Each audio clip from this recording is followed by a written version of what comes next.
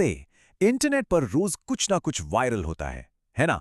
लेकिन आज हम जिस सोर्स मटेरियल को डिकोड करने वाले हैं, उसने सोशल मीडिया के सारे रिकॉर्ड ही तोड़ दिए हैं। हम बात कर रहे हैं कॉकरोच जनता पार्टी के अचानक हुए उदय की। चलिए इस पूरे फिनोमेनन को गहराई से समझते हैं कि आखिर ये सब शुरू कहां से हुआ और इसका मतलब क्या है। इंटरनेट कल्चर की सबसे दिलचस्प बात यही है कि वो किसी एक आइडिया को कितनी तेजी से एक बड़े मूवमेंट में बदल सकता है।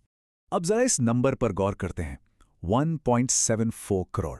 जी हां, एक बिल्कुल नए इंस्टाग्राम पेज ने सिर्फ और सिर्फ 5 दिनों के अंदर इतने फॉलोअर्स जुटा लिए। मतलब ये इंटरनेट की रफ्तार का एक ऐसा माइंड बॉगलिंग आंकड़ा है जो किसी को भी हैरान कर दे। और ये आंकड़ा कितना बड़ा है, इसे इस तुलना से बड़ी आसानी से समझा जा सकता है। एक तरफ सीजेपी यानी कॉकरोच जनता पार्टी के 1.74 करोड़ फॉलोअर्स हैं और दूसरी तरफ देश की स्थापित राष्ट्रीय पार्टियां कांग्रेस के 1.33 करोड़ और बीजेपी के 88 लाख इंस्टाग्राम फॉलोअर्स हैं। ये साफ दिखाता है कि कैसे एक नए पेज ने मेनस्ट्रीम पार्टियों को भी बहुत पीछे छोड़ दिया। लेकिन यहाँ एक बात बिल्कुल क्लियर कर लेना बहुत ज़रूरी है, इतनी भारी रीच और चर्चा के बावजूद ये कोई असली या रजिस्टर्ड राजनीतिक पार्टी नहीं है। ये पूरी तरह से एक सटायर यानी व्यंग्यात्मक डिजिटल मूवमेंट है। मज़े की बात तो यह है कि एक व्यंग्य होने के बावजूद इनकी अपनी वेबसाइट है, विजन है और बाकायदा एक घोषणा पत्र भी है। तो अब सवाल ये उठता है कि इतनी बड़ी डिजिटल आग लगी कैसे? आखिर वो कौन सी चिंगारी थी जिसने इसे भड़काया? दरअसल इस पूरी कहानी की शुरुआत 15 मई की एक कथित टिप्पणी से हुई। ऑनलाइन ये दावा किया गया कि भारत के मुख्य न्यायाधीश ने बेरोजगार युवाओं और फर्जी डिग्री वालों के लिए कॉकरोच और परजीवी जैसे शब्दों का इस्तेमाल किया है। हालांकि यहाँ ध्यान देने वाली बात है कि बाद में ये स्पष्ट किया गया कि उनकी वो टिप्पणी खासतौर पर उन वकीलों के लिए थी जो फर्जी डिग्री के साथ प्रैक्टिस कर रहे हैं। लेकिन तब तक इंटरनेट पर रिएक्शन का दौर शुरू हो चुका था। जरा इस टाइमलाइन को देखिए, ये बिल्कुल परफेक्ट उदाहरण है कि इंटरनेट कितनी तेजी से रिएक्ट करता है। 15 मई को वो टिप्पणी सामने आती है, 17 मई को सीजेपी का इंस्टाग्राम हैंडल क्रिएट होता है और बस उसके 5 दिन बाद ही ये पेज 1.74 करोड़ के उस जादुई आंकड़े को छू लेता है। लिटरली रातों रात एक डिजिटल सुनामी। अब इतनी बड़ी वायरल कैंपेन अपने आप तो खड़ी नहीं हो जाती। तो चलिए उस मास्टरमाइंड के बारे में बात करते हैं जिसने इस पूरे सटायर को इतनी बारीकी से डिजाइन किया। इनका नाम है अभिजीत दीपके। इस पूरे मूवमेंट के 30 ईयर्स ही फाउंडर।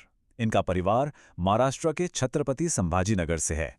लेकिन ये कोई आम इंटरनेट यूजर नहीं है, बल्कि एक बहुत ही मजे हुए पॉलिटिकल कम्युनिकेशन स्ट्रैटेजिस्ट हैं। इनके प्रोफेशनल बैकग्राउंड को देखकर ही समझ आ जाता है कि ये रणनीति इतनी सटीक क्यों थी। पुणे से जर्नलिज्म और बॉस्टन यूनिवर्सिटी से पब्लिक रिलेशंस में मास्टर्स। अगर पास्ट एक्सपीरियंस की बात करें तो 2020 से 2023 तक ये आम आदमी पार्टी की आईटी विंग के कोर मेंबर रह चुके हैं, जहां इन्होंने मीम बेस्ड कैंपेन्स लीड की हैं। यही नहीं, ये दिल्ली सरकार में पूर्व उप मुख्यमंत्री मनीष सिसोदिया के साथ कम्युनिकेशंस फेलो और एजुकेशन डिपार्टमेंट में एडवाइजर भी रह चुके हैं। तो इस मूवमेंट की वो प्रोफेशनल ब्रांडिंग कहां से आई, वो यहां से बिल्कुल साफ हो जाता है। खैर, अब इस मूवमेंट के उस हिस्से की बात करते हैं जिसने नेटिजन्स को सबसे ज्यादा अट्रैक्ट किया, यानी इसका गजब का ह्यूमर। एक्स पर इस पार्टी को ज्वाइन करने के लिए जो क्वालिफिकेशंस रखी गईं, वो एकदम डेडपैन ह्यूमर का क्लासिक उदाहरण है। पहली शर्त, बेरोजगार होना चाहिए। दूसरी, आलसी और निठल्ला होना चाहिए। और तीसरी सबसे जरूरी शर्त, एक कॉकरोच की तरह एकदम जिद्दी होना चाहिए। इसी अनोखे ह्यूमर ने युवाओं के साथ एक इंस्टेंट कनेक्शन बना लिया। और ये सब सिर्फ मीम्स या स्क्रीन तक ही सीमित नहीं रहा, ये मूवमेंट सड़कों पर भी आ गया। एक वीडियो जबरदस्त वायरल हुआ जिसमें कुछ युवा कॉकरोच प्रिंट वाली टी-शर्ट पहनकर और लिटरली कॉकरोच की तरह ही बर्ताव करते हुए दिल्ली में यमुना नदी की सफाई करते दिखे। डिजिटल सटायर का इस तरह का ऑफलाइन जमीनी प्रदर्शन इसे एक अलग ही लेवल पर ले जाता है। लेकिन जहां इतनी बड़ी हलचल हो, वहां कुछ सीरियस एक्शन होना तो तय था। चलिए देखते हैं कि असली दुनिया में इसका क्या इंपैक्ट पड़ा। इतनी भयंकर ग्रोथ के बीच एक गुरुवार को सीजेपी का एक्स अकाउंट, जिसने देखते ही देखते 2 लाख से ज्यादा फॉलोअर्स बटोर लिए थे, उसे भारत में ऑफिशियली बैन कर दिया गया।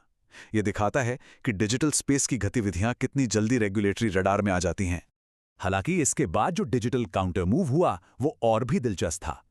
फाउंडर ने तुरंत कॉकरोच इज बैक नाम से एक नया हैंडल बनाया और इंटरनेट कम्युनिटी का रिस्पॉन्स देखिए। महज 2 घंटे के अंदर ही उस नए हैंडल पर 24,000 फॉलोअर्स आ गए। एक बार जब कोई डिजिटल कम्युनिटी जुड़ जाती है तो उनका बाउंस बैक करने का ये तरीका वाकई हैरान करने वाला है। इस बैन के बाद फाउंडर अभिजीत दीपके का एक बयान सामने आया। उन्होंने कहा, शायद ये मूवमेंट सरकार को डरा रहा है। हम यहाँ कोई पक्ष नहीं ले रहे हैं, लेकिन ये बयान हमें ये ज़रूर दिखाता है कि मूवमेंट के फाउंडर्स इस पूरी सिचुएशन को और इन प्रतिबंधों को किस नज़रिए से देख रहे थे। तो इस पूरे एक्सप्लेनर के अंत में एक बहुत ही गहरा सवाल सामने आता है।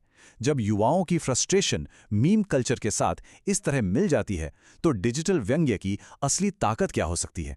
सीजेपी का वो 1.74 करोड़ का आंकड़ा सिर्फ एक नंबर नहीं है, बल्कि ये इंटरनेट कल्चर और पॉलिटिकल बातचीत के बीच के टकराव का एक ऐसा उदाहरण है जो आने वाले समय के लिए कई सारे सवाल छोड़ जाता है।